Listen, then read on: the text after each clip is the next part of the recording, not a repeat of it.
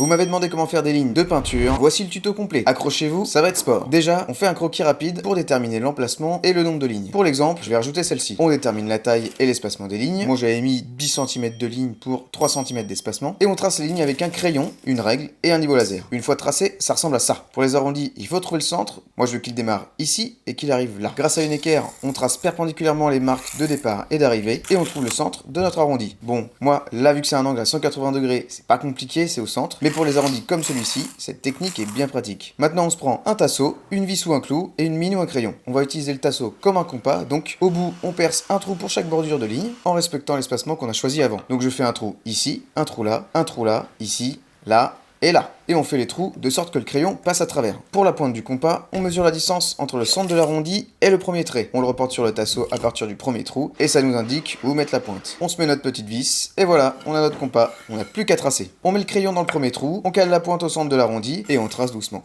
Tadam, on a notre premier arrondi tracé. Plus qu'à déplacer le crayon d'un trou, de tracer, et ainsi de suite pour tous nos arrondis. Les arrondis sont tracés, et on passe au masquage. On va se prendre du scotch de peintre, et on masque le bord de toutes nos lignes pour faire un truc bien net. Et pour les arrondis, la petite technique c'est de faire des petits bouts. Magnifique. Avant de peindre, on met un coup de gomme pour effacer les traits, et un coup d'éponge humide pour enlever les traces de poussière, sinon la peinture va pas accrocher. Ensuite, pour avoir des lignes bien nettes, on passe un premier coup de peinture de la couleur du mur sur la jonction entre le mur et le scotch. C'est hyper important parce que ça va combler tous les espaces et éviter que la couleur déborde. Une fois sec, on passe à la dernière étape, la couleur. On se fait une première couche de couleur, on attend que ça sèche, puis une deuxième couche, et là, pas besoin d'attendre le séchage, on enlève le scotch direct. Est-ce que c'est pas jouissif ça? Un petit coup de gomme s'il reste des traits, et voilà le résultat, de belles lignes et des arrondis bien nets. Un tuto bien dense, mais je vous promets que si vous suivez ces étapes, vous serez pas déçus. Mettez-moi vos questions en commentaire, et si le cœur vous en dit, abonnez-vous. Bisous.